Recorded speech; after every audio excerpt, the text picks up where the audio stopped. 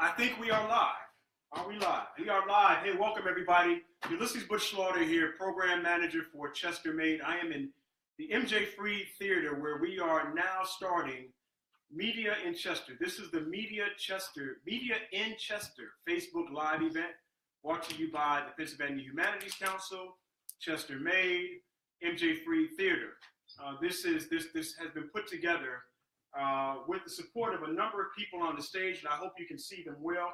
I'm just going to take it easy. I might take my shoes off here just to get really comfortable. And we got people coming in. There are actual people, so you may hear laughs. We don't have a laugh machine. You may hear laughs periodically in the background. But we're going to get started because this is a great opportunity, a rare and great opportunity for us to talk about media in Chester. So instead of me introducing them, I'm going to let them introduce themselves. Now, what I love about the Media in Chester event is it's an opportunity to interview people who are used to doing the interviewing. And if you want to join this conversation, you will have an opportunity to do so by sending your questions directly to this Facebook page, the Chester Maine Facebook page. Send your questions and we'll do what we can to answer those questions as we go along. So I'm going to start, if it's okay, I'm going to start over here on the far left with somebody I know very well. Me and this guy go a long way back. And in addition to how far back we go, we put in some quality hours here. We used to run a magazine in the city of Chester called Perspective back in 2001. And I don't think I need to say anything more than that. I'm just going to go ahead and ask you, Bill Nix, to introduce yourself. Good evening, everyone. Again, I'm Bill Nix, a lifelong resident of Chester, attended Weiner University. Thankful to be here. But one thing I always, my buddy from Chicago, that I actually did some stuff before he got here. So I thank the editor of Delaware County Times for choosing me to be a community editor. I've probably written I've at least 50 or 60 editorials that were published in the Delaware County Times. So I look at myself as a Chester guy. Been here all my life, love my city, love the people of this community, and as part of this conversation about media, just want to lend a hand in trying to let the community know that media can help you, but you got to be able to use it to your advantage. Thank you. All right, thank you so much, Bill. And then up next, I think there's a chord right there. Again, we're going to keep this really informal, but you are going to get what you came here for tonight. Phil Heron from the Delaware County Daily Times. Phil. Butch, thank you for the invitation. Always a pleasure to work with you. It's the second time now. We used to do a live internet stream show called Live from the Newsroom, and we actually came down and did a show here from the theater a few years back. My name is, in fact, Phil Heron. I'm the editor of the Delaware County Daily Times and DelcoTimes.com. Bill had the misfortune of asking me before we went on the show, how long have you been at the Daily Times? And I was afraid that someone was going to ask me that because the truth of the matter is I have been at the Delaware County Daily Times since 1982. Seen all those changes, seen actually moved the facilities from the building that we were in for years and years and years in the Primo section of Upper Darby, and now right up the road a little ways in Swarthmore. Obviously, we have our strong presence continue to this day and our roots right here in the city of Chester. Believe me when I tell you that if I had a nickel for every time I've had a conversation that includes the following sentence, I would no longer be here. I would not be on this stage. I would not be still working. And that sentence is really simply with one of our longtime loyal readers. You know, I've been reading your paper since it was the Chester Times. And there is a lot of truth in that comment, and there's a lot of truth in our roots in the city of Chester. So I'm glad to be here tonight. I'm more than willing to talk about the media in Chester. Thank you so much, Phil. Stefan, as I move on to you, I'm reminded of how much things have changed. You're a blogger. I don't know that blogging was anything like it is 14 years ago. And as I pick up my phone to read the real news, I'm looking at the real news on my phone right here. I'm reminded of how much technology has changed. I'm reminded of of how much the news has changed, and your impact as a blogger in this city is extremely important. We got all kinds of news vehicles and channels and outlets today, and you provide a very important one. So please, Stefan. Stefan Roots, thank you again for the invitation to be here. I can just say that I'm a product of Butch Slaughter, Bill Nix, and Phil Heron. It's because of what those guys have done and the association I've had with them that I'm doing this blogging thing, which started out as a paper, Chester Spotlight, in 2006.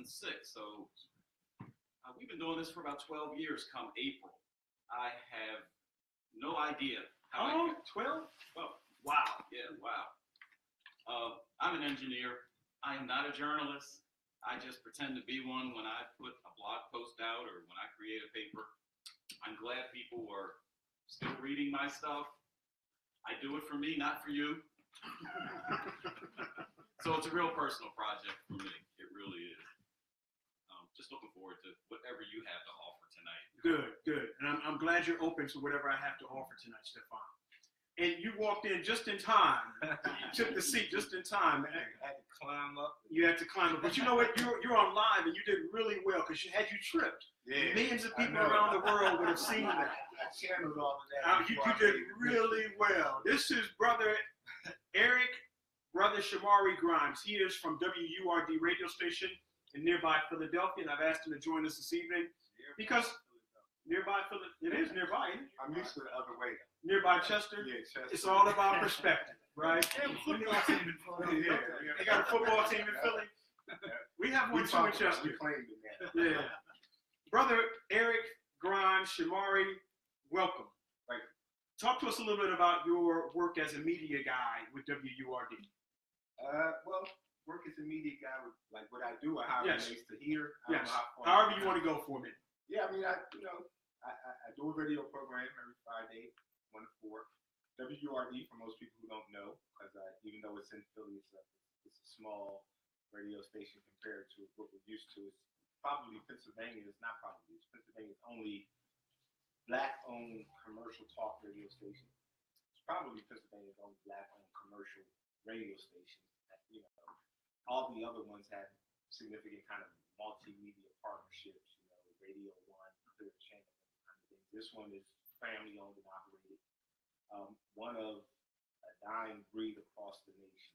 I mean, we might be able to count on one hand the number of actually black-owned radio stations across this country. And so, you know, we do African-American issue-specific stuff, politics, things of that nature. So, of course, in the political season, when people run for mayor, Chester matters. Very little outside of that, except, you know, any egregious violence issues. That tends to be how Chester gets covered in Philly. Except for, I want to give a shout out to Scoop.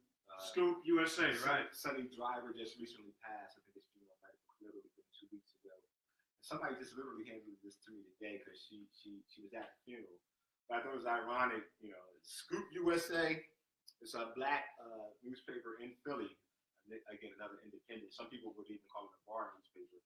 But it's Philadelphia, Chester, Camden, New Jersey. So shout out to Chester being covered in Philly. You know, just wanted to make sure that, you know, you're not forgotten everywhere. Thank you so much, Mac. We were wondering before you came in. You got to use the call letters of the radio Oh station. yeah, WURD, 96.1 FM, 900 AM. We don't have radio dials anymore, but digitally speaking. You can also live stream us at WURDradio.com. All right, so here we are. We're ready to get started. And here's what I'm going to do. I figured I would come into this the way that a good journalist would come in. I'm going to come in curious, all right? Now, you all know something about one another. Here's what I'm going to give you. This is the only thing I'm going to give you tonight. I'm going to give you an opportunity to come up with a question that you would want this panel to answer, okay? If you were sitting out there, if you were watching from right there, what would you want this panel of people to talk about?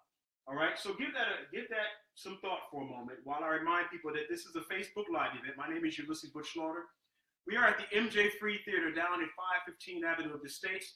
You are welcome to send us your questions via Facebook Live, all right? Send us your questions. We'll pull them up. We'll do what we can to answer them. Don't get nasty. You've been warned. All right. This ain't the Delaware County Daily Times. You say those for Phil tomorrow. Phil will be taking all of your nasty letters first thing tomorrow morning, right, Phil? That's right. Right, great, okay. So was that enough time for you all to think of the question that you would ask one another if you were sitting out there? What would you want people to know? All right, Phil. Before we go on, Phil, how about giving us just a little scope, not scoop, a little scope. Talk to us about the impact, just the numbers of the Delaware County Daily Times. You've been there 1982? 1982. So talk to us about how you cover. What's the coverage? What are the numbers? How many readers? Talk to us about that. Well, probably not terribly surprising is that we are in the midst of a tsunami of technological change in our industry. And if you had told me 5 years ago the things that we are doing routinely now, I would have wondered about you. So what we are seeing is a mass shift in our readership. And it's something that we are adjusting to as an industry. It's something that I'm asking my staff to adjust to. And it's certainly something that our readers are adjusting to. For years and years and years, we had an economic model that proved very, very successful. And that was ink on paper delivered to a loyal audience once a day. And I am here tonight to tell you and to get you to think about this. And I am here to tell you that that economic model is broken.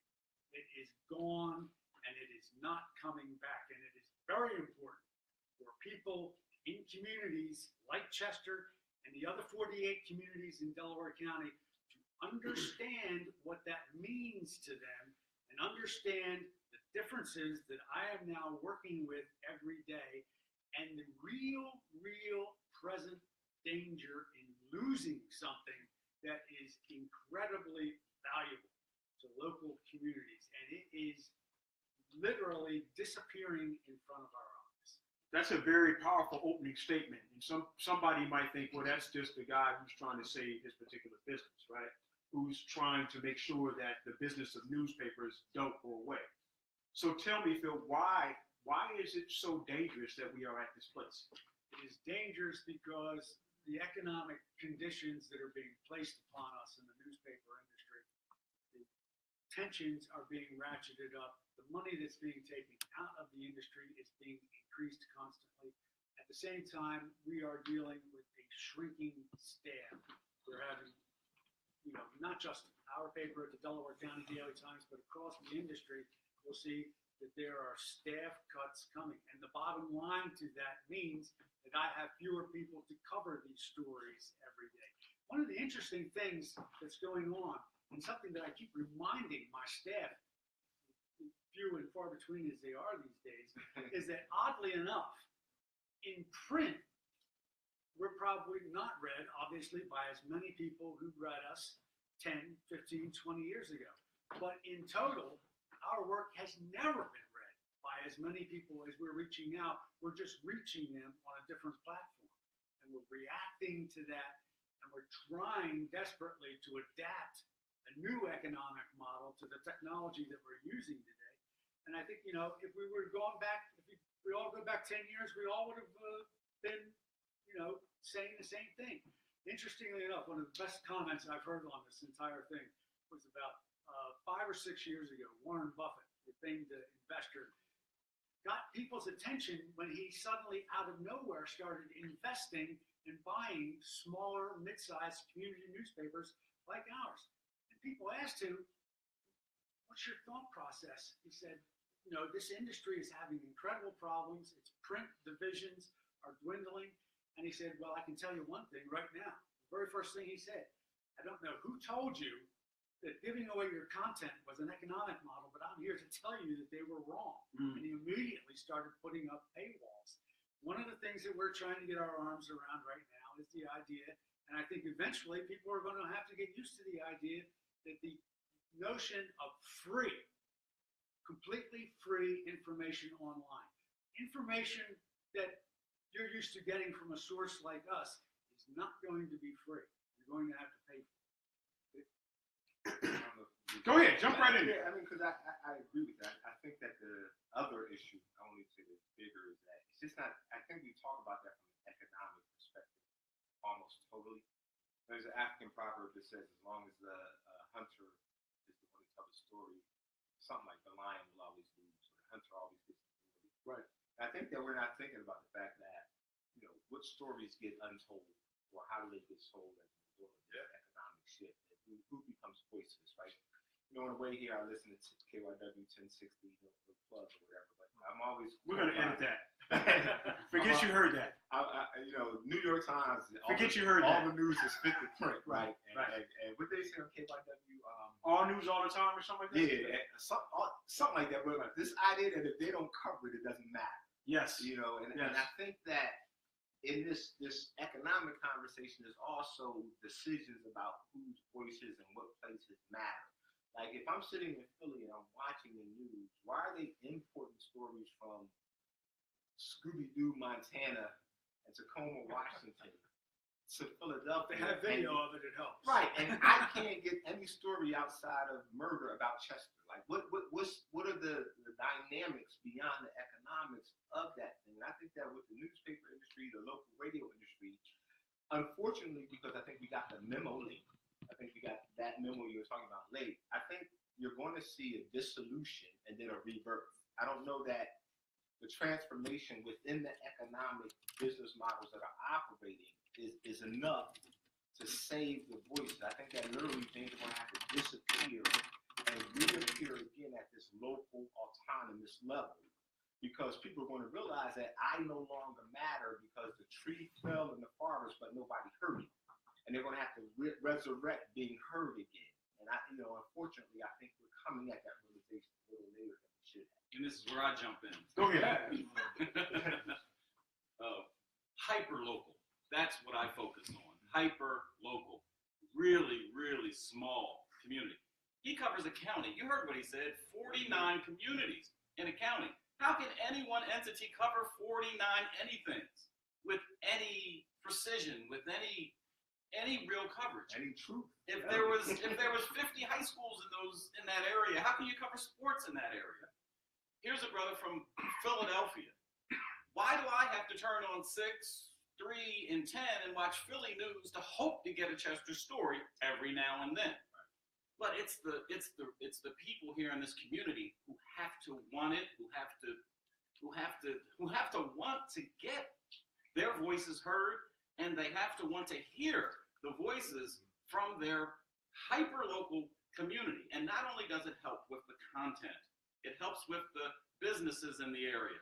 That bar right across the street, if he wants to advertise in his paper, it doesn't make sense. One, economically, because it's going to cost a whole lot of money to cover these 49 communities. But if he wanted to just advertise to just this community, it should be cost appropriate. And it would be if there was a product on the street that people supported. I am to the point of believing that people don't really want to read papers anymore, but they want to use papers. They want to grab a paper and look in it and find something that's for them. And I think of my 93-year-old mother here. When I see her, when I watch her go through the Delaware County Daily Times every day, she marvels at the front. Bless her heart. Yes. She's the one, huh? She will freak out if that paper does not get delivered by the neighbor. But she studies the front page. She goes page by page. She reads articles. She doesn't totally comprehend everything she reads, but she sure has comments on it. But boy, when she gets to that puzzle, don't you take that page from her. She'll take that page out of the paper, have it separate from the rest of the paper. That's her using the paper. People want it for puzzles, for the comics, for the sports. And when you get hyper-local, there's got to be something people want it for. Even if it's just a place to find where the cheap hot dog is today.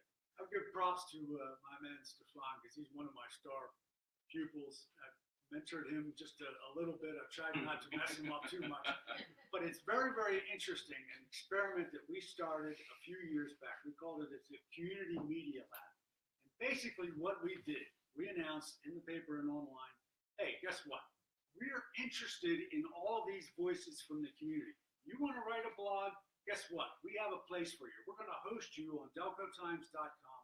So we hosted all these people blogging. Well, let me tell you something. Everybody wants to write a blog until they start blogging. Right. And then they find out, and this gentleman could probably tell you, there's a little more to it than meets the eye. We probably had at one time, I would say about 50 community blogs that all appeared on delcotimes.com. Very, very few of them are still going. Writing, and one of the other things that our industry still doesn't come to grips with very well, and I have been saying for years, is that guess what? Content is expensive. It costs money to create really good content. My favorite thing about blogging and what Stefan and everyone does is because I have a blog myself, it gives me the ability, aside from the editorial page, I get to write every day. Every morning, I write 3 or 4 items in that blog. They go up on delcotimes.com. They appear on both our blog site as well as the website. I get to tweet them out. I get to push them on Facebook. It gives me an immediate interaction with people in the community. But I'm telling you that there is a role in the community that everyone wants something in their paper, and it's time for people out there to rise up and say, hey, we're going to take part in this process. Well, that's one of the things that, as being a local guy who connected with somebody to help with a local paper, over the years, in my association with Delaware County Times as a community editor, people will call me all the time and say, I know this story, or why isn't the Delaware County Times talking about this? One of the things is, no matter where you are, no matter what the economic structure, no matter who's in control, you have to attempt to, well, I don't care if it's channel 10, channel 12, if you don't pick up the phone and attempt to tell your story, how can it, I've heard this 1,000 times, people saying, well, they don't cover this, and this person don't cover that. Pick up the phone and ask them. Call their editors. Tell your own story. And in today's world, you can literally tell, but be careful that you tell something that is as honest and clear as possible. So everybody's right, but I think we dismiss the privilege and the place from which we speak. And just doing the work that I do, and I don't even call myself a journalist. I'm an organizer who likes to use the media to organize. There really is this thing called the digital divide. I think that was a buzzword a while ago, and I think we assume now everybody got a smartphone or something, and that's gone away. It hasn't. There is still a critical mass of people, particularly low-income people, particularly older people, particularly African-American people and other quote-unquote minorities, who rely on holding a piece of paper to get their information. And the access points to both figuring out how they get their stories told and how they see their stories reflected, it's a given for us because we know them. It's not a given for them. And I think that that's something, if there's this thing called democracy, I think that, and that's why I wanted to push back a little bit, this is a bigger than an economic conversation. Like, everything is geared around this what do they call that in business? And I'm blanking on it now, so please forgive me. You kind of craft your ideal personas. So, and we all know that in business, everybody wants that dollar that's between the ages of about 18 and 34, and everything is, so yeah, they're walking around on their phone all the time, and they'll read their news. My grandma or my mom can't even see the font size of this thing. So they're not going to look at this for their news. And I literally know people of great conscience who have to go to the library to get access to Wi-Fi and stuff. So those people, and there are a significant number of them. We act like they're dinosaurs and they're gone. They still, but now in Philly, they got to pay $2 to buy a newspaper. It's egregious. $4 on the day after the Super Bowl. I mean, and so when we begin to, we don't look at it from their perspective and understand. I'm a conspiracy theorist at heart, and I think that we buy into this economic conversation because at the end of the day, I think there's a conspiracy to make sure that certain segments of our population don't get to participate in quote unquote democracy, First Amendment and other rights like everybody else does. And I think that those people, that's who I decided to speak for, if we're not careful, will be rendered voiceless at a time when oppression most impacts them. Well, hold up, wait a minute, because I got to moderate. You got to give me a chance to moderate. I forgot you were there. I didn't put this suit on just to sit here. The green screen was blending in. Yeah, I'm like, come on now, hey, over here. No, but here's what I want to go back to. And I want to remind people that you're watching the media in Chester. This is a Facebook Live event. We will be taking your questions. We're going to go at this for maybe another 45 minutes. Can we do another 45 minutes? We're going to do another 45 minutes. We're going to try to pick up. I think he may come down. He just got here. He may come down in a minute. Well, I'm going to get ready to fire him up. So we'll be okay. And if you get fired up, you can just send a question right here to the Facebook Live, to the Facebook Chester May Facebook page. All right, so I asked you all earlier. Now, all I want is the question. I asked you a question. What one question would you ask everybody else up here if you were sitting out there? I want to see how your questions about you land or relate to the questions that they would ask you. I've got some questions on my phone that some people have asked me, and I'm sure I'm going to see some stuff pop up there because you all who are watching, all 3,000 of you, or is that just the 3? All 3,000 of you are going to send us some questions. Question, what would you ask them? Here's my question. How did you feel, panel, when you first saw the article in Perspective magazine where it was a caricature of Dominic Pileggi and Mayor Butler? How did you feel when you first saw that? They can't answer the question yet. We got to go for all the questions first. All right? All right, so we'll give you some time. We're going to go here. So that's Bill's question. Phil? My question would be, what are you willing? Not what do you want from me, but what are you, the community, willing to put forward and invest in local journalism? All right. Wow. That's a big one. The question that keeps running in my mind is one my mom told me on my way here. And it's really directed to you only, so I'm kind of breaking the rules. So are you ready? And you met Mom. You can't answer the question, though, but you can ask Mom's question. She wants, to your point. I can't believe you putting your mom up here like that. I know, but it's top of mind awareness, I guess. Wow. And to your point, Mom's like, I keep hearing about the stuff you're putting on this blog, but you know, I don't have, my friends don't have no blog. We can't read no blog. I said, Mom, I really feel bad about that. I wish I could put the paper back out. She said, well, why don't you tell that Phil to give you a column? So why don't I have a column? We got all these people watching, and you trying to get a job.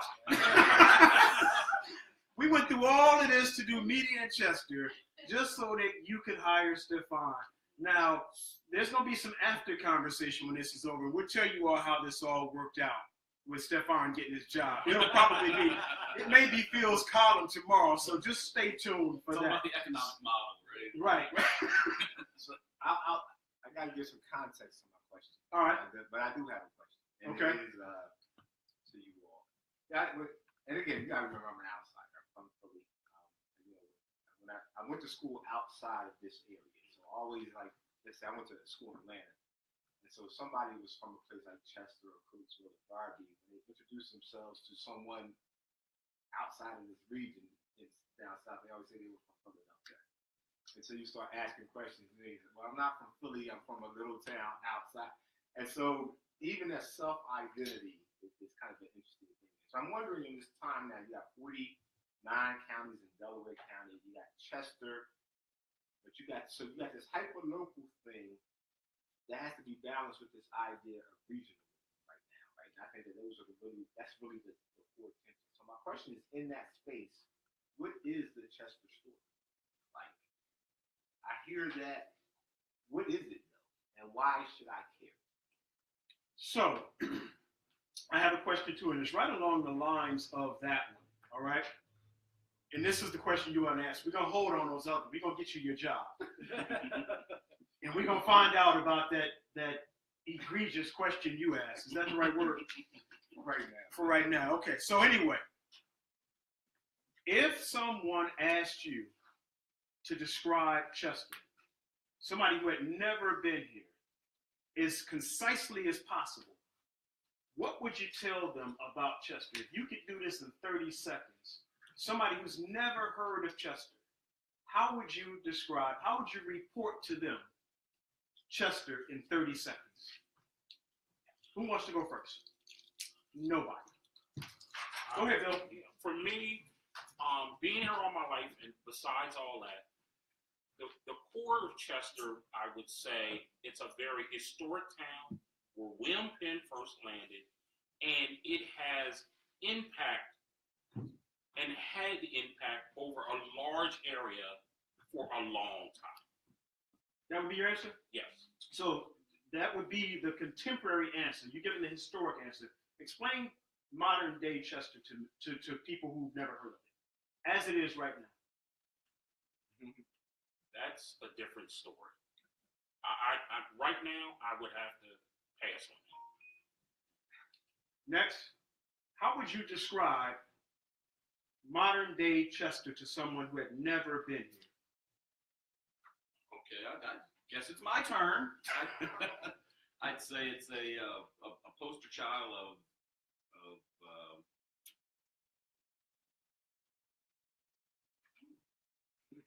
a small ghetto town in the Northeast that suffers from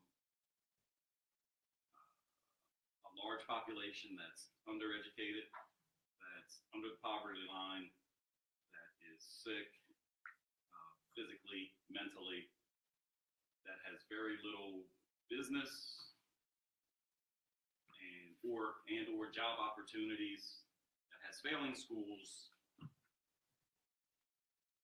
that is in very close proximity to some great big cities like Philadelphia, New York, and Baltimore, Washington, D.C. And finally, it has a bunch of great people who love each other and count on each other to survive in the environment that they're in. You want to go next? Yeah, I give my descriptor with my line. You ever been around that person who tells you everybody they know? Yes. Yeah, I know that. That's Chester. I'm near Philly, near Baltimore. I'm like what he just did, because it's almost like I got to do that to validate myself. Right. You get that a lot. Right. But if I were to describe it, I would say Chester is Ferguson, but the people ain't mad yet. Okay. Chester is Ferguson, but the people ain't mad yet. All right. That would be it? That would be it. And You still describe the people who are not here. That's the reference. okay, Ferguson. assuming that everybody knows what Ferguson is. You don't know what Ferguson is. Let's say people don't know what Ferguson is. So I don't know what Chester is, and I don't know what Ferguson is, and it just got worse for me. Ferguson is that place that went off the chain in Missouri. Oh, I get it. I'm just saying. So I'm assuming everybody kind of has some frame of reference. okay, all right. And to me, the dynamics are the same, but the people. Okay, Phil. I would give it to you in 3 words: boom, gloom, vroom. Chester was an economic powerhouse in World War II, center of a lot of the industry that powered that war. War ends. Over a period of years, industry pulls out, population withdraws, jobs go, people follow where the jobs are, and now, slowly but surely, trying to fight its way back onto that.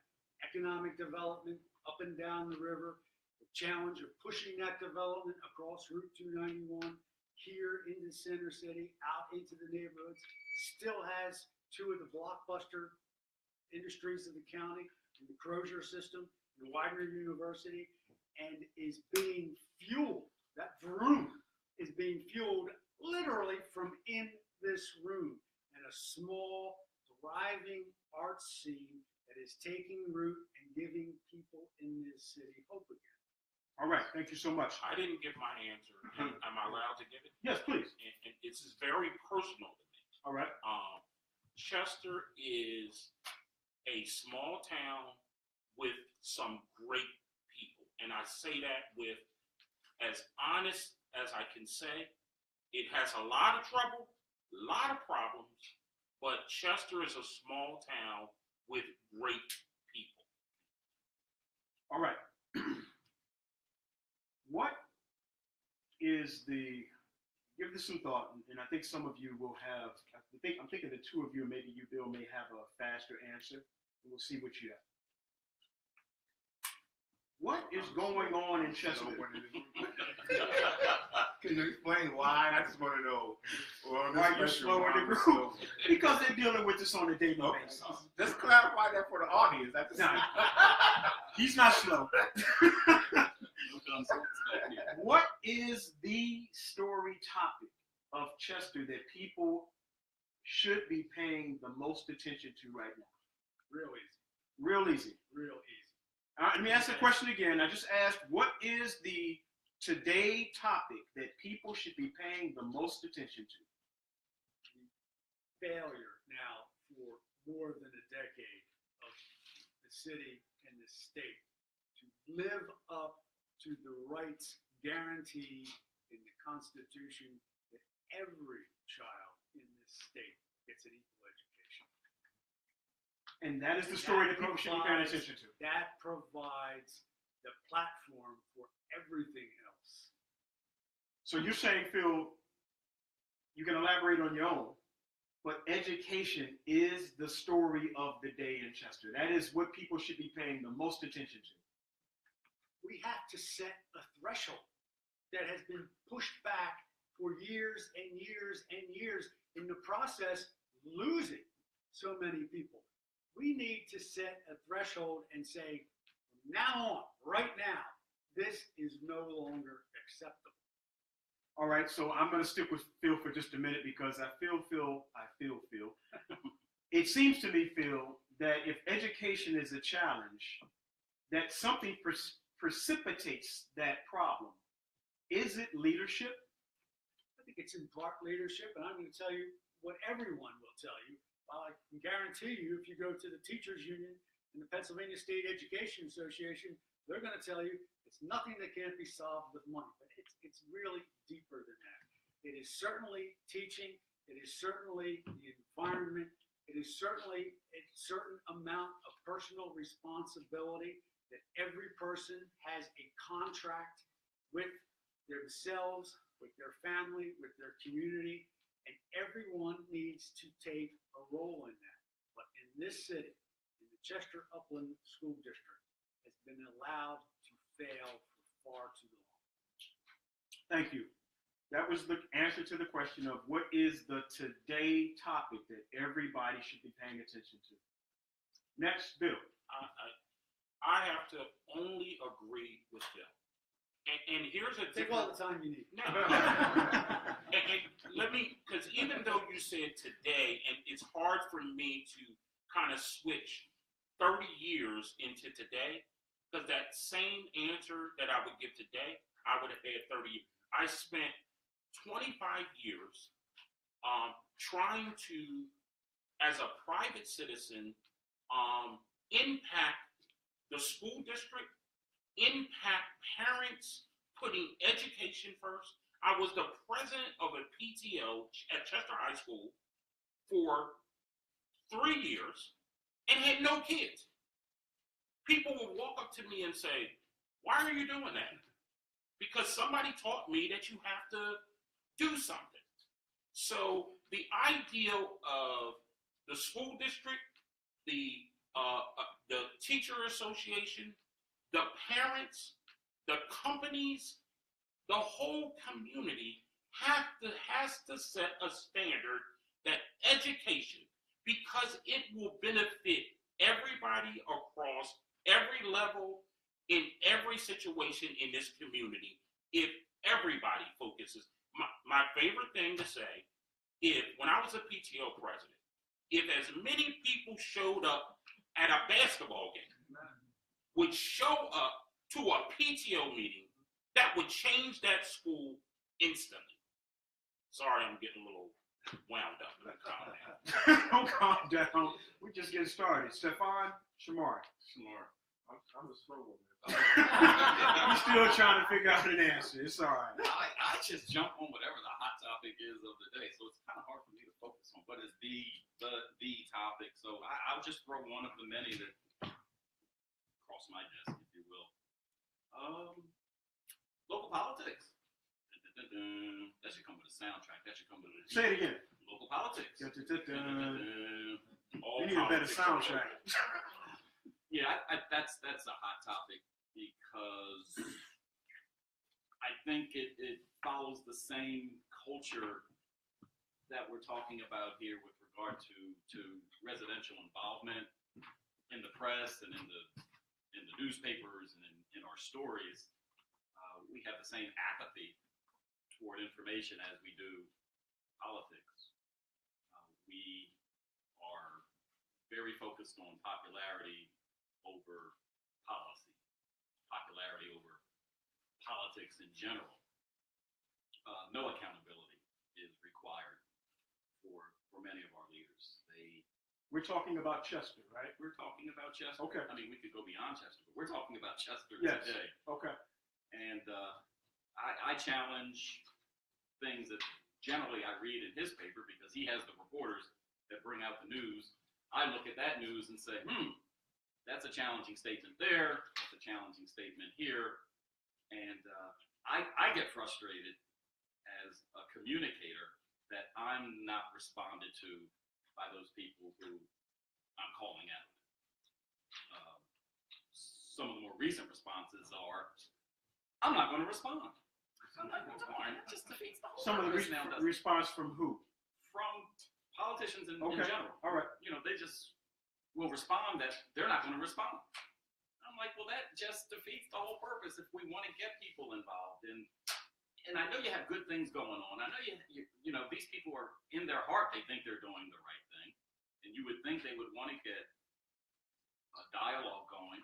They don't have any other platform to dialogue with the people who voted for them, for their constituents.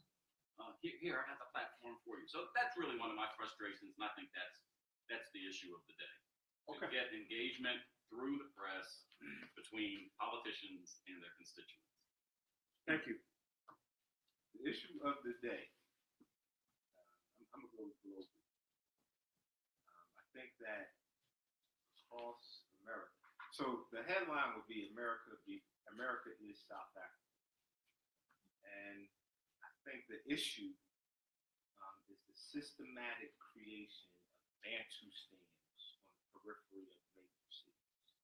Speak up. Say that one more time, please. The systematic creation of Bantustans Right. on the periphery of these major world-class global cities that are developing. So I think that if you look at Philly, people call it gentrification, but it's really the reconsolidation and censoring of elite power in the urban core. And then places that used to be suburbs are now being systematically turned into Bantustans.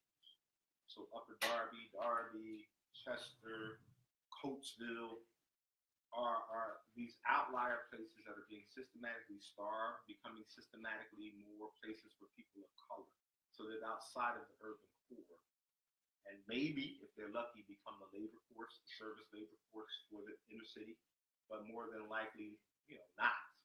And I think that that's happening across this country in the name of gentrification and other things. And I think that we're not paying great attention to the fact that, coupled with the education, it's a systematic problem. It's not something that's accidental. The policies around transportation, job growth, education are all coming together to systematically create this reality. And I don't think we're paying enough attention. Okay. All right. And that's from the slow guy. Thank you so much. That's good. So you asked a question. We come back to that one later. Phil, your question was for them. What would that question be? The question was, I know that there's a lot of people that want a lot of things from me, but I want to know what the community is willing to do in terms of getting involved, both from a literal standpoint in content and what they are willing to pay for that content. Okay, so your question isn't to them. Your question is to the people who are viewing this for the most part. All right. To everyone. Okay. We all have a stake in this. All right. All right. You know, the interesting thing, again, something I was talking about with Bill before we came in. A few years ago, not that long ago, people always looked at me as the editor of the paper, that is the paper of record for the county, and would say, you know, it's a pretty powerful position. And I would say, you know, I have my moments. I like to think I do anyhow.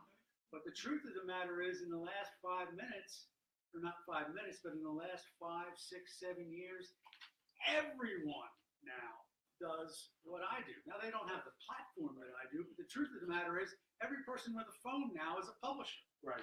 And we are constantly pushing information like mad out there. And we're all, people like me, are scrambling to preserve and attract eyeballs. It used to be to get that something in people's hands and make sure that the ink comes off on their cuffs and everything. Now it's eyeballs. We have to draw eyeballs. And so, you know, and I know we're undoubtedly probably going to get there.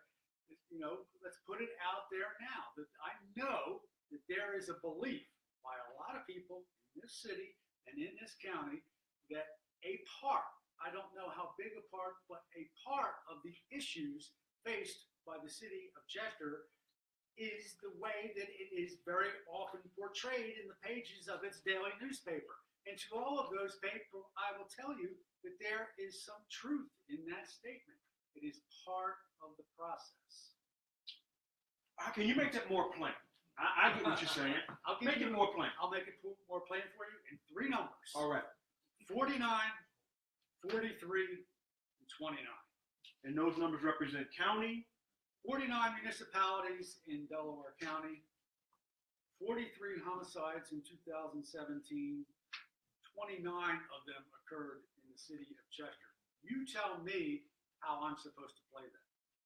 So I'm not going to tell you, but I'm going to ask you a question. A lot of times people say what bleeds leads. Is that still, and I'm asking this of all of you, is that still the kind of economic paper selling? This is what people think.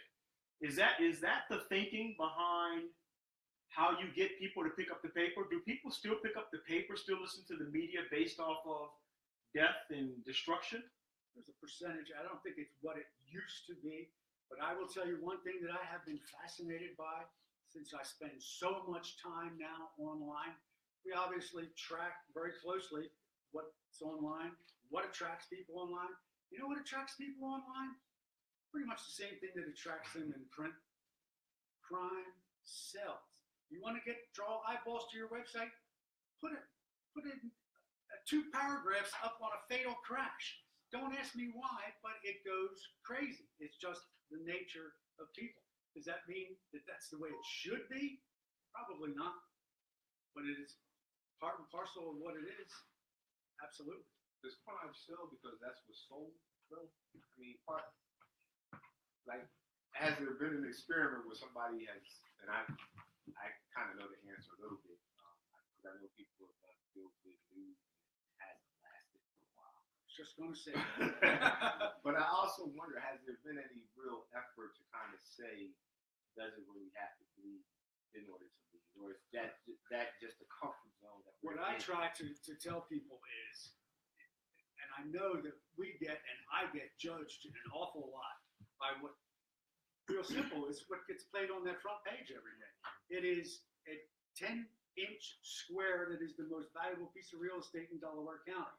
I happen to control it. It is something that I will tell you, don't judge us just always by that front page. The last thing that I did before I left the office is I went to delcotimes.com, called up our search engine, typed in the word Chester, and hit that return button. You wouldn't believe the variety of information that came up. Community organizations, religious news, all the religion services that appear in the paper every Friday. The story that we did last week on the new food initiative that's being done by Chester Eastside Ministries. The push that we're making for an attempt by an attorney in Delaware County to get a new trial for Leroy Evans, who was convicted in a murder 20 years ago and has been in jail now for more than 30 years. I try to tell people, don't judge me and the newspaper, although I know it's hard to do. just by that cover. Try to look at us in totality and use us. You don't like something? Tell us. Write me a letter. These gentlemen will tell you, there are places I've turned down someone. If they want to have something to say, I've got a place for you to say it. Well, as a consumer, I don't know if this is something that, as a consumer, that I've fallen into a trap, but violence sells.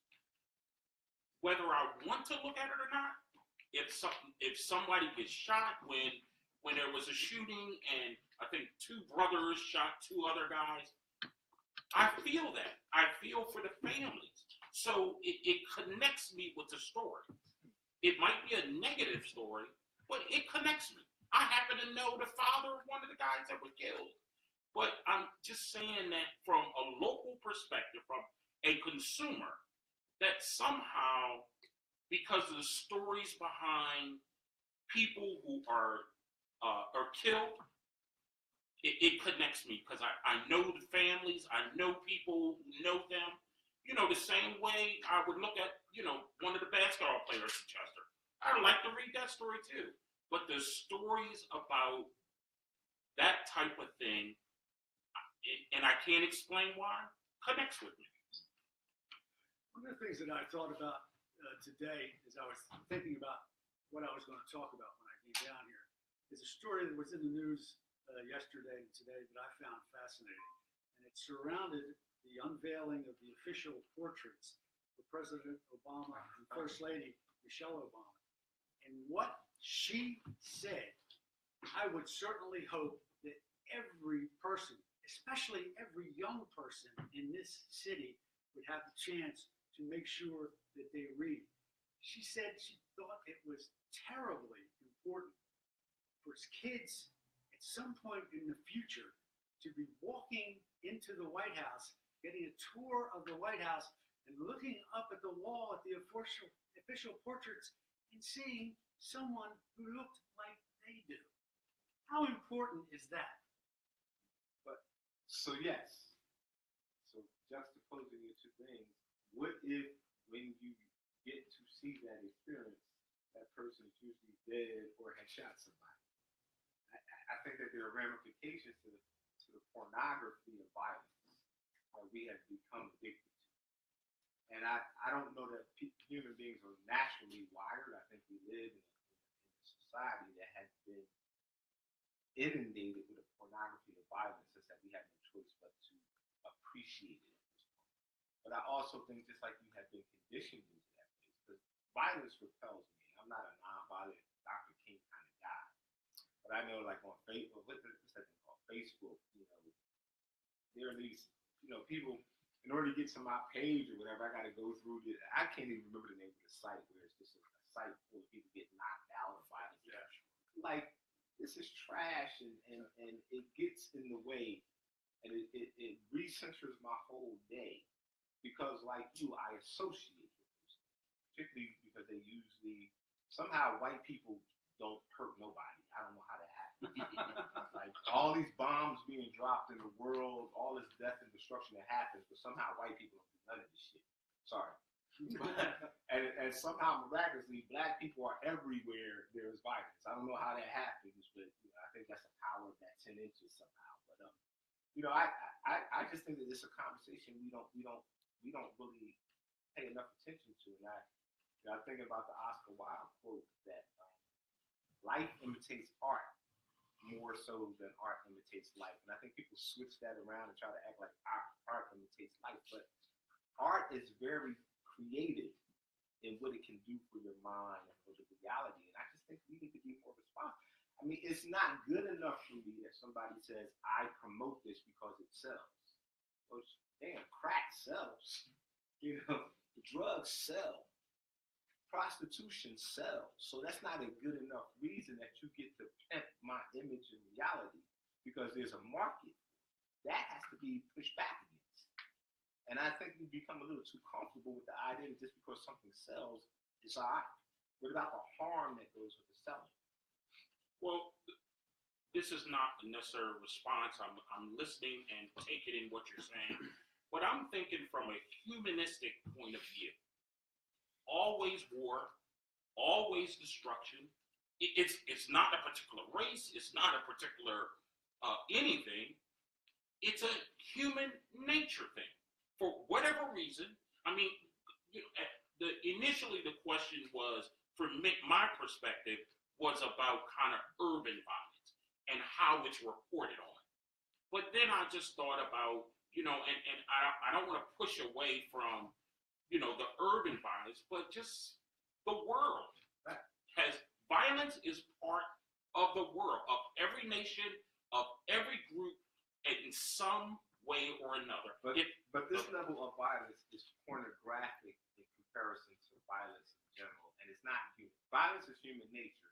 This level of violence is conditioned, and that's why I'm pushing back.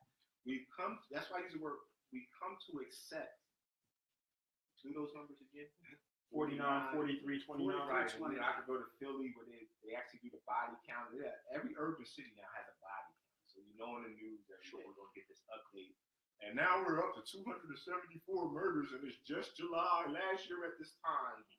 It's like the Dow Jones Industrial Average of what black people die. Because there's always an underlying thing is that it's a body count of black death. Right? We can try to dress it up like it is or isn't, but it is.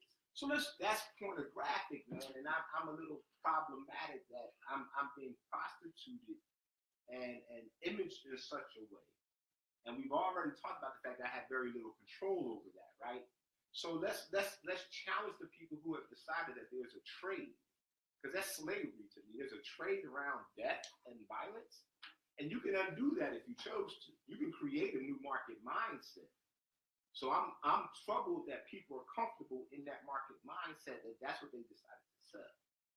I just want to ask one question, and I want you to go because you haven't said anything in a while, but I want to come back to this question because one of the things that people talk about not nearly as frequently in a forum like this as they probably should is the impact of race in Chester.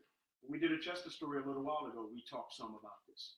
We can dance around certain things, but the reality is that Chester is what % black?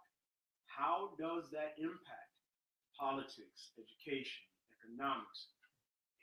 Where does that fit into this conversation? But we'll come back to that. Stefan, please. Yeah, I just wanted to speak on the human nature part. I think those of us in this business, we become students of human nature just by the nature of what we do and seeing how people respond to it.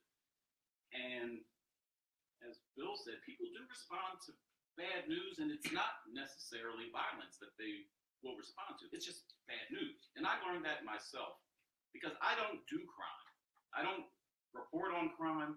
The stories that he puts in on what goes on in the street, I'm not going to give you crime, but I learned, I shouldn't say the hard way, but I just learned through experience when I started the Chester Spotlight paper, it was going to be a good newspaper. Even Butch sent me a letter. I wish I had that. Oh. But Butch said, hey, man, your paper ain't going deep enough. It's nothing but fluff pieces. In which I responded, I know, that's the plan. But I think it was around issue number 6. I got a call from a guy named Joe Providence, a junior high school teacher. And he also teaches the girls' high school tennis team. I got a story for you. All right, I came over and I got it. And the story was so unbelievable that I didn't want to print it because it was my first bad news piece. Nothing to do with violence. But the story was the high school gets out. Well, his tennis team of about 6, 7, 8 players would hop on a little bus, go to the match, but he wasn't allowed to be released from school to join them. So you have 6 to 8 young black women going out to these suburban schools to start a tennis match with no supervision, no parent. Even the bus driver turns around and leaves. I said, that can't be the case. I've got to see this for myself. So I went to one of the matches, and it was exactly as he described. The girls were mature enough to set up their own mat or however it was set up. And to my surprise, in high school tennis, it was like me and you just going out to the court. They call their own shots. There's no line judges. They keep their own scores. So in this particular match, there's 4 teams out there, one of them being Chester. No coach, no supervision, no parent. Just me observing in shock. The clouds come over. It begins to pour rain. I mean, it's just like that.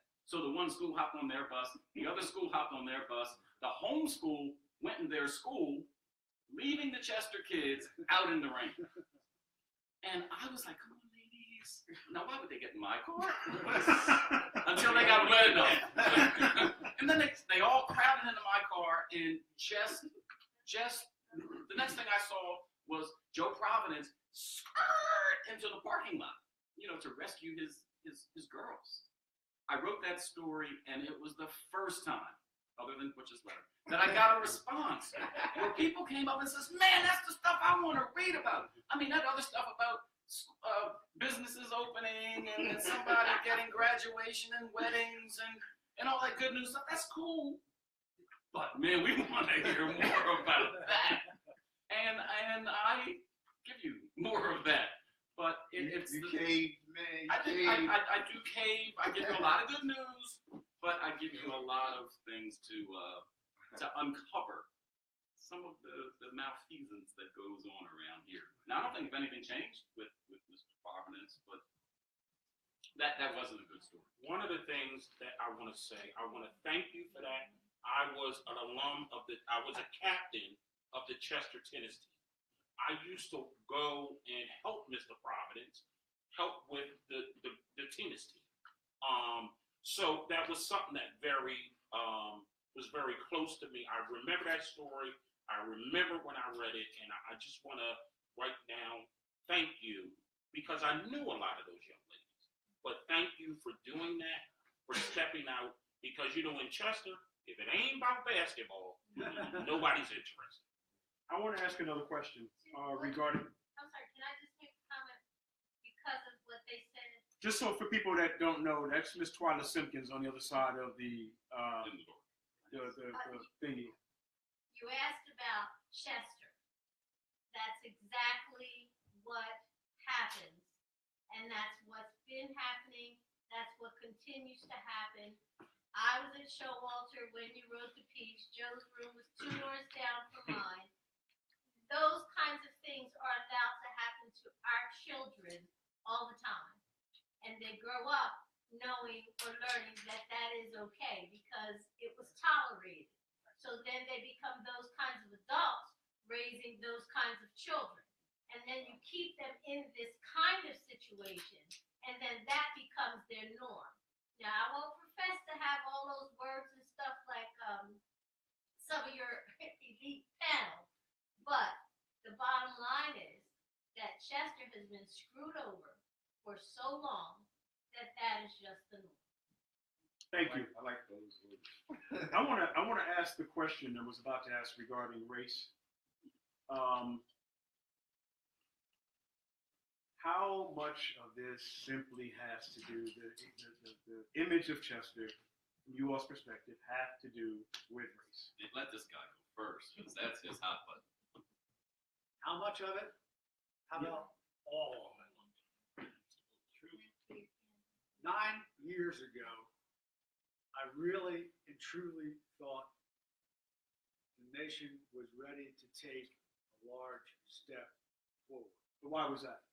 Because we had the temerity to elect a black man president of the United States. 9 years later, I think what we've done is scared the hell out of a lot of white people, and we are seeing the ramifications of a lot of this.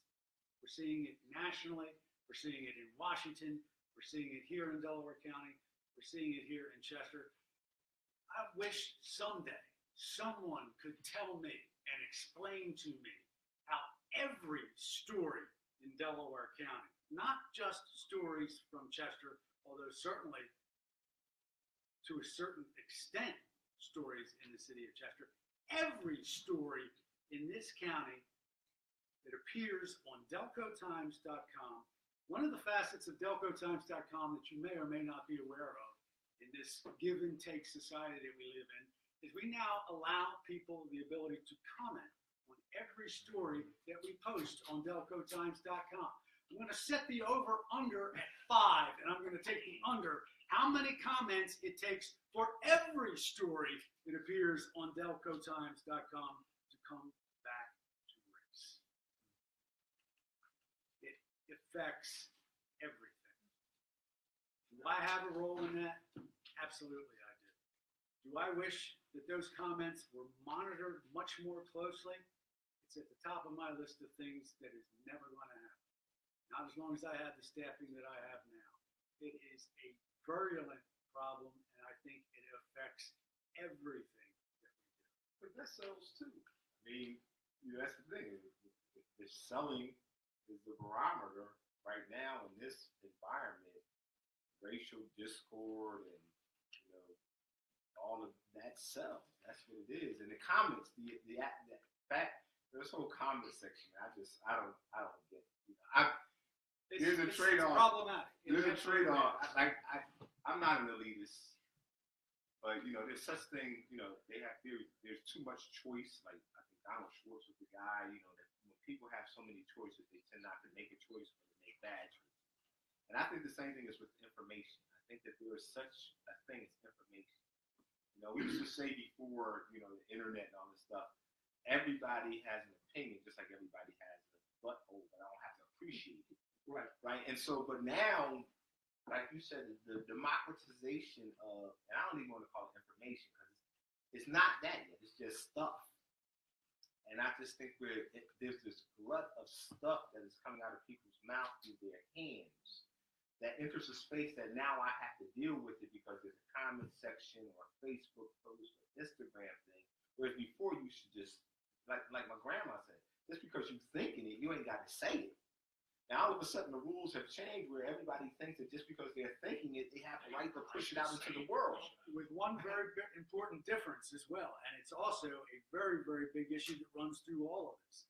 There is nothing that appears in print that is connected to me, or that appears in my blog, or that appears in my Twitter file, or appears on my Facebook page, that this old beat-up face and name does not sit beside. Right.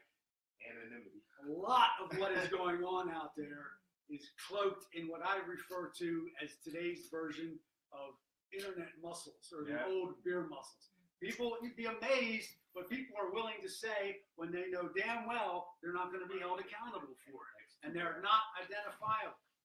Well, even that, and I know we keep not focusing on, but the question is now. But in reference to race in Chester, I mean, go back to a Chester story. Some of the stories in there, it has been going on with the control, with the of how Chester has developed for 200 years has been about race. It has always been about race. And Chester is a kind of race story coming home now to sit. We've done this for generations, and we're just going to take a little bit. Oh no, well, we're okay. Oh, we're going to let this happen. We're going to let that happen, and it's come to roost. But the one thing I would say, at any time, including now, if people decide to rise up, whether it's your corner, whether it's your church, whether it's your mosque, if people decide to rise up about anything, they can change that dynamic. Stefan, what turns it around for Chester? What turns it around? A lot of it is that last statement right there. It doesn't have to be a whole city rising up. It just has to be a group on a mission that's very pointed, and they will not falter. They're going to get what they need. And so what's the impetus of that then? So they're rising up, and why are they rising up? Because there is some passion to change something. We saw in, where was it, Alabama, the black women came out and voted like crazy. Dude didn't get elected. So that proves that even the black vote is important. Our guy, President Obama wouldn't have been elected without the black vote. But we're having a hard time getting blacks to come out to vote on a regular basis because they don't feel as though they have a leader that's leading them down some path, whether it's school, whether it's gun violence, whether it's the mailman bringing my stuff before 5 p.m. we've got to, and it shouldn't take a leader, but it's going to take small organizations. And I'm excited about the youth with regard to that, because I think they're the most likely to assemble to make the changes that they would like to see. You know, I don't know if your question was intentional about bringing this full circle, but for me, full circle is the prerequisite for all of the rising up and stuff. Actually, ironically, historically, has been the role of the media. I think that as you study, and let's talk about America. It's not Chester's story of race, America, it's the story of race, right? Honestly, this is a racial construct, a racial society built on all of those dynamics is the same. But one of the things that's funny, everybody talks about the American Revolution. I'm always intrigued by how much we don't pay attention to the role of Benjamin Franklin and Thomas Paine and their work around information and newsletters and pamphlets that really set the context for making people say, you know what, yeah, that British thing, I'm not feeling that. I want this American thing. I want that change of allegiance, right? And I want to do and make my contribution to make that happen. It wasn't everybody. Not everybody who was in America, benefiting from America at the time, was over there fighting for the American way. Some people were bystanders. Some people, let's see how this plays out, and then I'm going to pick the winner.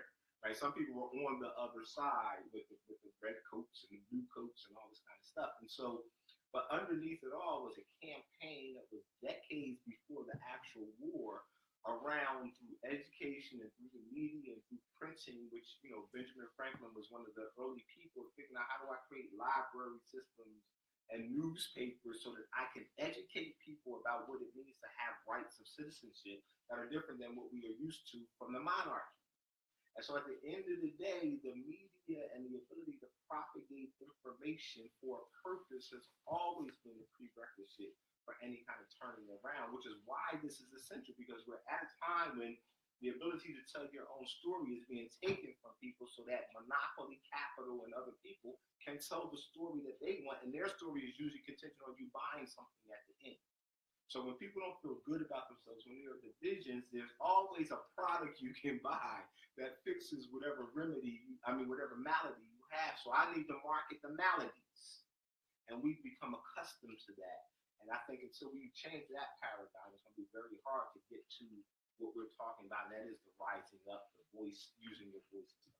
So I'm glad you brought up Ben Franklin and Philadelphia and newspapers, because I think his legacy still sits in Philadelphia. There are a ton of community newspapers in Philadelphia, kind of unique to most cities. Another shout out to Scoop. Scoop! Give it up to Scoop.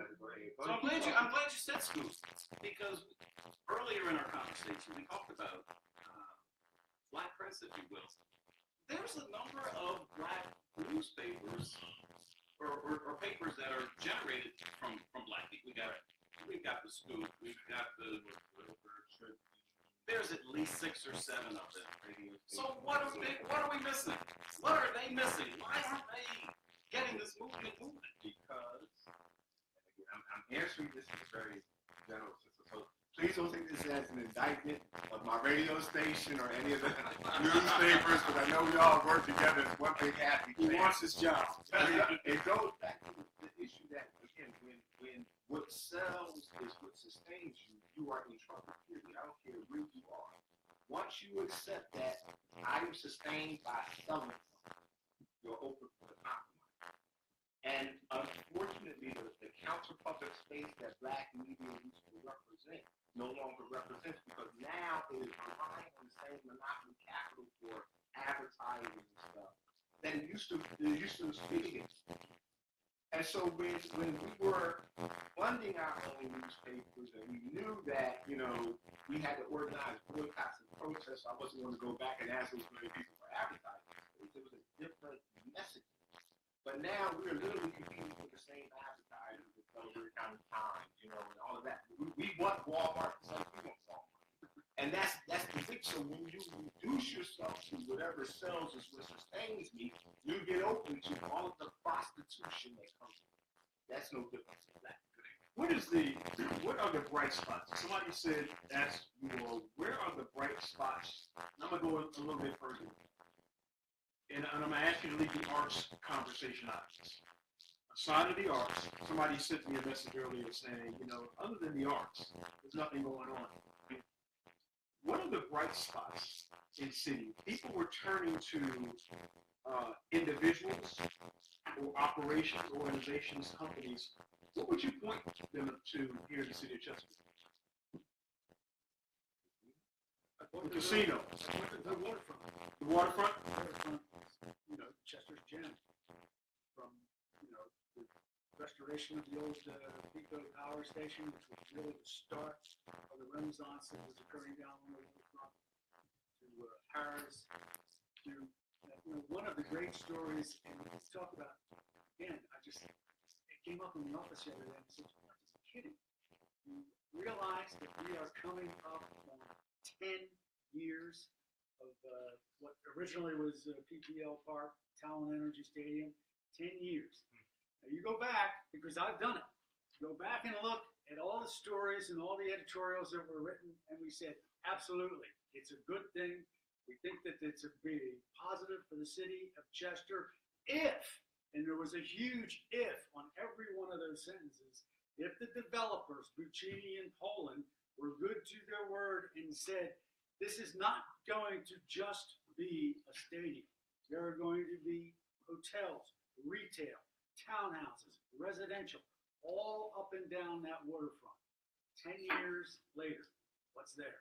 See, I'll stomp my foot right now on that. A lot of that is not their fault. I mean, no one could tell. No one could tell in 2008 when they decided to do this project that the economy was going to go off a cliff. But you're calling the waterfront a place where recreation, residential, retail should be flourishing and going. I see that waterfront as the bed for environmental racism, and it's just planting another one and another one after the other one down there. Who the hell would want to live in a market rate condominium 25 feet from the biggest trash to steam plant anywhere? I mean, why would anybody do that? It's ludicrous.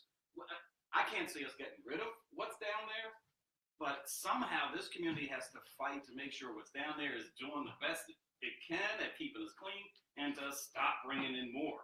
That's the only thing that's going to save that waterfront. You want to talk about, as I say that, one of my biggest concerns is, don't look now, but after a lot of years of talk and saying, yeah, it's going to happen, it is going to happen.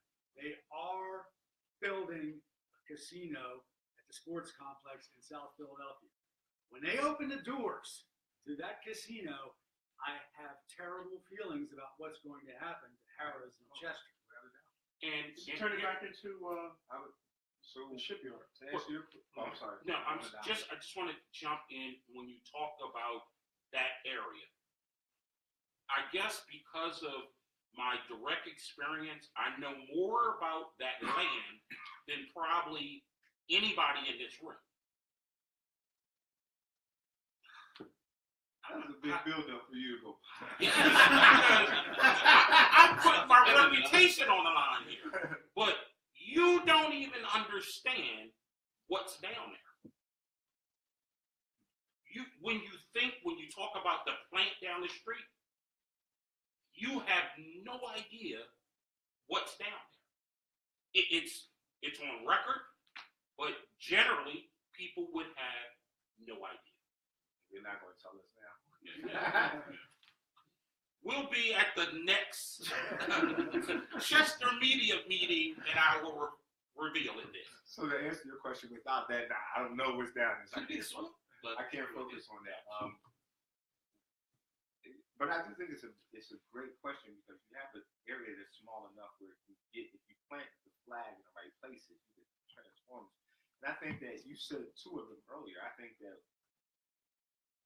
you all let Widener and your hospital systems off the hook. Those two things are behind. The academies, the eds and meds, we call them in Philly, they're driving the resurrection of Philly as a first-class city. And there's no reason that a significant university, and maybe in your eyes it's not this significant, but significant relative to the size of this place. Yes.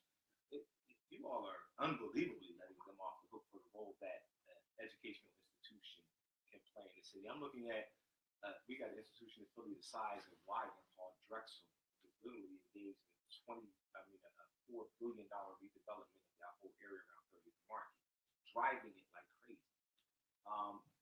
Widener and Drexel can't be that difference in size and importance to the region. Just letting it off the hook. You add that to, I think there are 2 major hospitals here. Yeah. I don't understand that, because if you figured out how you anchor in and let those industries drive this area, that's the key to a resurrection. But nobody is really driving that planning and driving that focus. And then adding on to that a third thing, which I just totally haven't forgotten, so hopefully it'll come back to me at some point. But that would be one of my answers. Well, I haven't driven the movement, but I have commented that should be our downtown, our new downtown up there between the hospital and the university.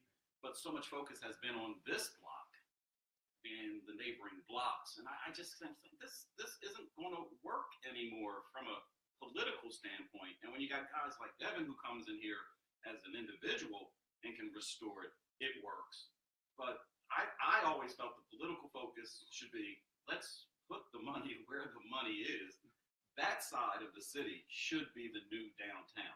See, but if the education system doesn't work, the local people can't take advantage of what the Widener and the eds and meds bring to the city.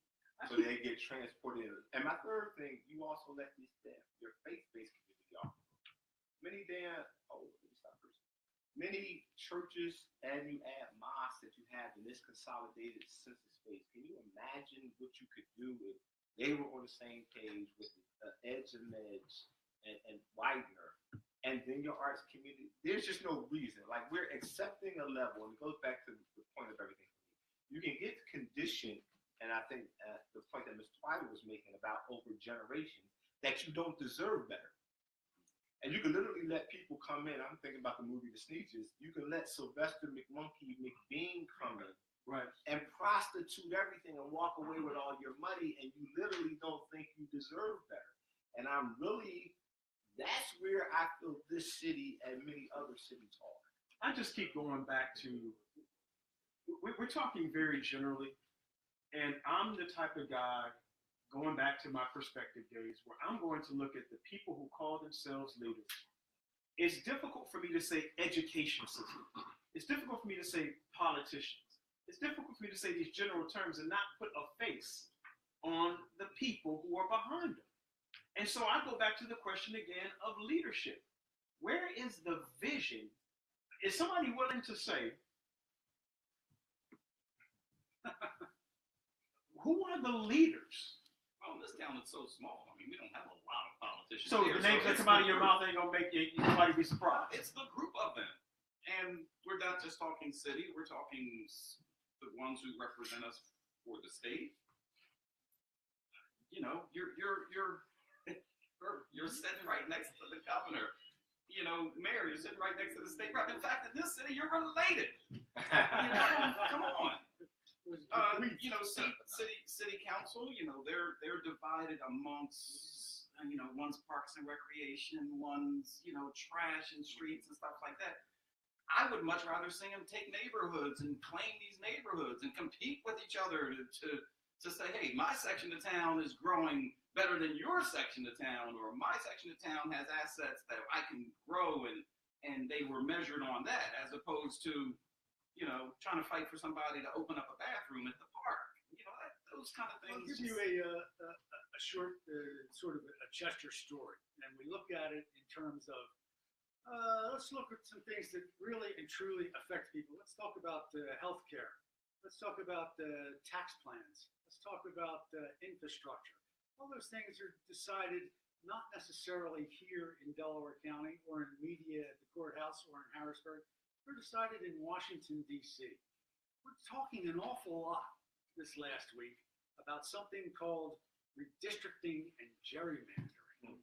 And funny enough, all those decisions are made by our congressmen, and lo and behold, in the 7th district, we're going to have a vacant seat, which is going to have the eyes of the nation upon it, except for one thing that might be fairly important to the people and the residents of the city of Chester, and that is it's not going to affect them because unlike the rest of Delaware County, the city of Chester is not in the 7th district.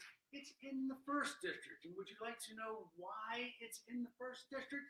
Because a group of politicians looked at a map and looked at registration figures and said, all of this big block of Democrats, we're going to shovel aside here and put them in with the city of Philadelphia so they won't affect our Republican bloc vote here in the county. Those are the kinds of Chester stories that you need to talk about.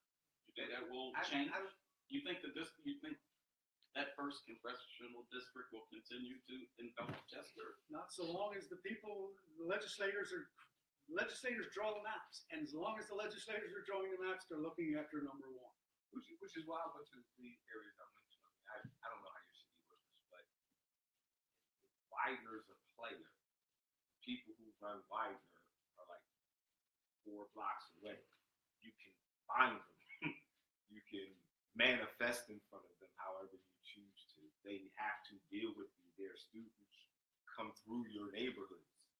The hospitals and the people who administer them are here. Be damned what your elected person thinks. You don't even have to deal with them. So your leaders are here. Your leaders are people who choose to lead. The churches and their pastors, you might not see them during the week, but you're going to see them every Sunday morning. So the question becomes strategically, how do I take the power away from the elected officials who are doing their jobs on the side of business and other stuff, and say, you know what, we could post up in front of a place and get a team together and make sure that through the course of this month, we meet with the president and the CEO of Widener. We're going to talk, we're going to demand. You could do that. And so y'all would have to know who the leaders are that you all consolidate to make those demands. But until you get to that level, the other people who you call leaders are doing their job. They're leading for somebody else's benefit, which is not yours. And we live in a place we call a democracy, which is ironic to me because we live in a place where the people who are supposed to represent you become your adversaries when you're trying to overcome and change your reality, you're literally fighting against the very government that's people are supposed to represent you. So you got to ask who are they representing, because they're damn sure ain't us. And I wonder a lot how you get people's attention, how you get people to focus on issues. I can tell you one way you do it. You send out a letter to every citizen and business in the city saying, hey, guess what? We're going to enact a new fee on stormwater. That'll get their attention. Yes, it will. Which has happened for those of you that didn't get that letter. So you all are, this is the Media in Chester panel. And from my standpoint, as I listen to you all, if I was viewing this, listening to you, you've essentially, as media people, given your insights, your values on the things that are important. And these values influence your behavior as media people. Is that correct? Would you say? So we get an opportunity to hear from you all, not objectively, but what you're really thinking. And so when we see your work show up online, on the radio, and in print, we know who's behind this stuff. A lot of times people don't know who's behind this stuff. I have one other question. I'm going to see if we have a few from out here, and we're going to start wrapping this up. What do you value as a media person? What are your values as a media person? When you are putting stuff out, what are like your thoughts about the impact of what you are putting out there for people to consume, particularly in Chester? When you're thinking about Chester and what you're about to put out there, what comes to mind for you about how you're going to deliver that information and the value in delivering that information? Can I go first because I'm not Chester? Yes. And then No. Because you just had a long run of it. I want to get out the way. Let's go over here. I think he's slower than I thought he was. Well, for me, and I'm glad you came back to that in another way, because you asked what was good about Chester. Yes. And it's always, for me, the same thing. You can talk about politics, you can talk about government, but it is the individuals. The difference as a media person, when in Perspective Magazine, or when I wrote an editorial for the Delaware County Times, I had to walk down the street, see my neighbors, see some of the people that I wrote about, but that's what it was passionate to me, and it was real to me, and that is what connected me with even doing it. You know, it was that I got to walk on the street, I got to go to church, I got to go wherever I need to go. I'm going to see all these people. So I have to be realistic, I have to be accurate, and I have to be truthful as much as I can. I would have to say balance. And the responsibility that I bear, and some days I do it better than others.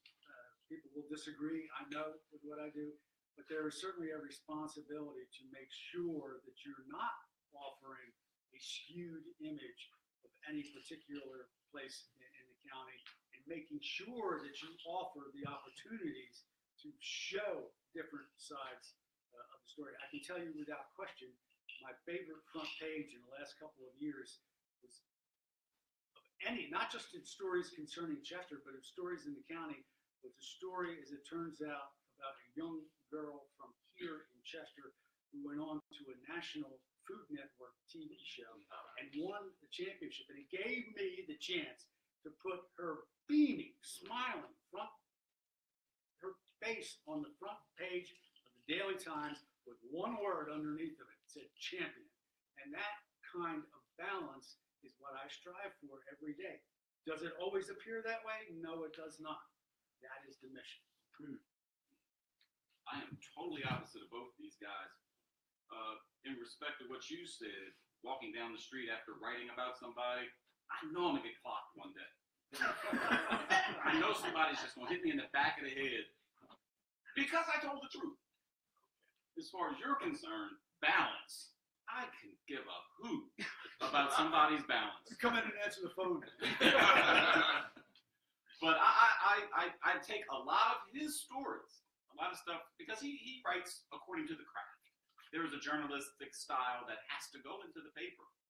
And sometimes that's difficult to read and it's difficult to comprehend, particularly for the readers I'm trying to reach. So what I do is dissect his words and put it in my words, which I feel are close to the language of the streets, to my surprise. And it continues to shock me to no end. The city that I'm writing for doesn't consume my work as much as people out in the suburbs do. They enjoy it more. They respond more. They comment more. So I got a little angry at one point, and I literally quit in May. I said, forget it. I'm doing this for Chester, and Chester's not responding. Let me sabbatical myself. And in that time off, I got so much feedback from the people who really enjoyed, who really loved, who really wanted it, that it brought me back even stronger. Changed the name. You'll love this. I changed the name. It was the Chester City blog. It is now the Stefan Roots blog. Okay?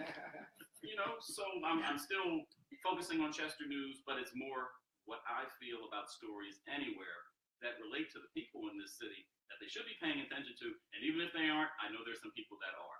So I don't care about balance. I'm totally out of balance more times than not. But somebody's going to clock me one day. I know they are. I know they are. We're telling the truth. My word is integrity. And it's summer, but I have a radio show. For some reason, people feel what you say more than what you write. So this idea about getting clocked and all that stuff, I'm always conscious because I'm like you, my face is on it. I can't say I didn't say it. Right. And hearing something hurts people or motivates them differently than reading something. So, you know, that integrity thing is very important. And there's nothing more frightening to go somewhere and somebody knows you by your voice. Like I'm literally in the supermarket buying something. I'm talking to the cashier. The lady behind me says, "Oh, your brother Shomari. I know that voice." my mind from a defensive mode is like, that's an unbelievable power because now people can identify me and I don't know whether they're friend or foe and I have no frame of reference for who they are. So at the end of the day, when you realize you're that powerless, the only thing you have is integrity. If I'm going to go down, if I'm going to get clocked, I want it to be for something that I meant what I said and I said what I meant, so I'm going to take the L. And, you know, that's my. I don't know if we have any questions out here. We got cards out here, questions from people. I would rather take the cards than the verbal questions. So if you have them, please pass them this way. We're going to be wrapping up here with the meeting in Chester. I appreciate you all coming out. Let's see what we got. Stefan isn't paid for his blog.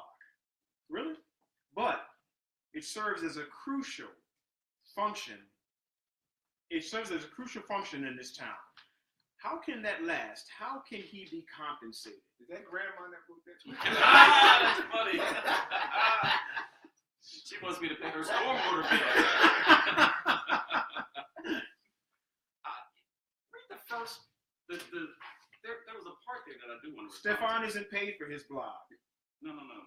Oh, there was another line in there. But it serves a crucial function in this town. That's the one. Does it? Yeah. I mean, does it?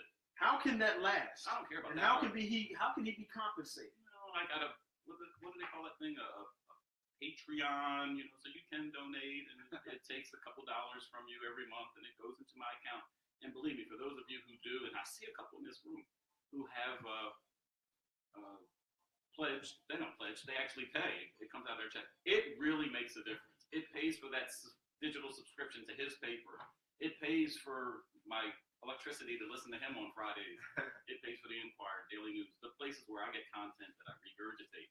But I often wonder, does this thing that I do make a difference in the city? I'm not convinced that it does. It makes a difference for me. It's therapeutic. It's cathartic. I'm glad there's people out there who read it. That's all that really matters to me. If it makes a difference, that's a byproduct of just doing what I enjoy doing. It's a labor of love. I don't monetize it. It's just the way it is. I'm going to continue doing it because it's therapy for me. So thank you for that comment, but I'm not trying to get paid for that piece of work. Okay. How can they be reporting on the solving of the violent crimes and resources to do so? Why can't there be reporting on the solving of these violent crimes and resources to do so? That's one question. Why can't there be reporting on the solving of these violent crimes? I think there is when they're solved. And we try to track, whether or not cases have been resolved or not. Obviously, there's a time factor. It takes a long time for a lot of these things to be resolved. But we always report it when there's arrests, when there are charges filed. Always do. Try to. I'm gonna save the second part of this one because I want to ask another one from someone else. People will ask me for options regarding what Phil said about what the community can do. Suggestions from the panel. People will ask me for options regarding what Phil said about what the community can do. And I'm guessing what the community can do to help media, to help the media, to do the media's job. Buy paper. Buy paper, buy a digital subscription, get involved. I used to work for that company he's been with since 1982. Wasn't there long, but while I was there, I got to know Phil, and I felt like most people from Chester that Chester wasn't represented well in the paper with positive news. Like Bill said, it's just because they didn't know. Nobody told them. I never forget the time I went to you with the story of Dr. Lavelle Harris, and how great a guy he was and what he was doing for the community and how a different doctor he was. To my shock and surprise, this guy put his ace on it. It was a front page story on Father's Day. It was, a 4-page spread on the inside? It was incredible. But the most incredible part was this guy asked me, how many more papers do you think that's going to sell in Chester? I said, I don't know how this paper thing works. I'm new to the industry. And we learned that it didn't sell more papers at all. However, the weekend that it ran, there was a murder the day before that he put on page 3 or 4. And I often wonder, if he had put that murder on the front page, would he have got the hit in circulation that he was looking for the economic piece? Bill would have brought. So one of the things that we can do, though, the whole point is, suggest stories to this guy. He answers his phone when I call, and I don't think he has caller ID. Even myself, I beg for content. I don't want to write. He had the best line ever. It's easier to curse than to write. You know, Everybody wants to until they do. I love submissions. Well, Okay. one of the things in reference to that is we're simply here. Stefan Roots has picked up the ball for the city of Chester, or a bit larger, but he has picked up the ball to give people an opportunity to interact, supporting with information. You want to know why isn't something in the paper or on the blog? Call it. Support what he does so it can grow, so he can do more, so we can do more. I want to ask just one more question. Actually, I have two, and then we're going to start to wrap this up. I want to thank you all for joining us. Thank you all out there for joining us. How has the proliferation of social media as news, and I'm not talking about news, I'm talking about Instagram, Facebook, Twitter, and I know that they all have their purposes. How has that clouded the environment for people to be informed in a pointed, sharp kind of way? It just seems like stuff is everywhere. I'm not going to even call it information. It is information, I guess. Everything is information. But how has that clouded the environment where people who are looking for the important stuff can't seem to get to it, because every time they try to get to it, something else pops up for them? Well, our attention span has gotten, well, they actually just increased it, but for a long time it was 140 characters. That's what our attention span was. And that's about the amount of time that you have to grab somebody by the throat and tell them to do this. What Stefan just mentioned, a 4-page story. I don't think so. That's where we're at. But the flip side of that is, my blog wouldn't be as read as it is if it wasn't for Facebook. I'm shocked when I see the stats that nearly 99% of the posts that are read were discovered first on Facebook. The flip side of that is, there's people who miss stories because they fall into that Facebook timeline and they may not have seen it. So when I'm assuming everybody sees everything, you didn't tag me on it. I said, no, I'm not going to tag you on it. Come to the blog. That's where everything is. And it's Facebook is a great delivery system, but it also it parses out, and it sometimes seems deliberate. One last question. This one is general, but I'll ask it anyway. How can the city unify? If you were trying to come up with, and I think we touched on this a little bit earlier, how does a city like Chester begin to get traction? On what topics? And in particular, if you were looking at young people, what would you tell them to focus on, other than education? What would you tell them to focus on to get traction so that pro-social movement can begin?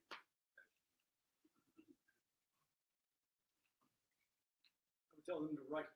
Right? Write every day. I don't care if it's a journal. I don't care if it's a diary. I don't care what you do. At some point in life, you're going to have to be able to convey a message back and forth. So the faster that you have the ability to do that, the more adept you are at doing that, the more skilled you are at doing that, the much better off you're going to be. Thank you. Anyone? Or not? That's good to know, folks. Butch, Yes. just to make sure, can the panel introduce themselves again? One more time. Yep. And contact information, because if you're listening, this get the information without having to ask You got it. or seek. So let's start over this way with you, Bill. Of introduction. Yes. Again, I'm Bill Nix, lifetime resident of Chester, a editor with Perspective Magazine, a community editor with Delaware County Times as a volunteer, and just glad to be here, glad to be in a position to ignite something, and hopefully this is a spark that will unite something. Ignite some young person out there to maybe say they want to be a part of this. Phil Heron, the editor of the Daily Times here in Delaware County. Absolutely the best way to reach out and get me is via email, even though I get about 400 or 500 emails a day that I wade through. Please feel free to reach out. It's editor@delcotimes.com, editor@delcotimes.com, all one word. You can find me on Twitter @Phil Heron. You'll notice that, yeah, it's Phil Heron. It's not the real Phil Heron. It's not the real Donald Trump. It's the real Phil Heron on Twitter. And you can also find me on Facebook, online at delcotimes.com and the Heron's Nest blog. Please reach out. It's too funny. I'm Stefan Roots, the Sea City blogger. The only reason I'm the Sea City blogger is because when he created that blog thing, he said, "Give me a name," and I was just joking. And I said, "Sea City blogger," and then the response was, "Okay, here's your blog. Get started." I didn't know what blogging was. I thought blogger was a black logger. I didn't know what to do, but I got started anyway. You can find my stuff easily on chesterblog.com. As simple as that. And on chesterblog.com, down the right-hand side is all contact information, and even that donate information that you guys are so ready to contribute to. My name is Eric Grimes, Brother Shomari. The show is on WURD Radio. You can hit me up at email brothershomari@wurdradio.com. I also write for African Diasporic Magazine in the city of Philadelphia called Fun Times Magazine. So you can go to funtimesmagazine.com. I'm an outsider to Chester, but have done a lot of work in the city since 1991. Was a contributor to Perspective Magazine back in the day, as well as the Chester Story. And just reaching back on your question about a cause, man, Philly, and I think it would be here, we're really galvanizing around food security under the banner that you can't free yourself if you can't feed yourself. And I think, again, the city is the size where you could really generate a whole citywide campaign, figuring out how you got to declare a space. And you say, okay, there might not be a lot we can do educating, but we can control how food comes in and feeds 30, 40, 50,000 people. And we have a right to that conversation. I think if you can declare that and get an island of victory, then you can escalate that up, scale that up to any issue you want. And that's another form of education, to be sure. It's not just about going into Chester Upland School District and educating in that space. It's about educating on a piece of land with food. It's something that's important. But also growing, digging your hands down there, determining whether you can sustain the supermarket and target that economic investment and support. So there are a lot of components to that central question of how do we feed ourselves? What if we as a city had to feed ourselves? What would we do? What lots would we make? So you can get into a whole sense of aspiring and nation building for your young people based on answering that question, and then spreads out to them. Thank you. And thank you all so much. Thank you all for being here. Thank you for tuning in. This was 2 hours long. Call this the Media in Chester. My name is Ulysses Bush Slaughter. I'm the program manager for Chester Made. I want to thank you for joining us. And we're going to do this again as we approach probably May. All right? Thank you so much for being here. Appreciate it.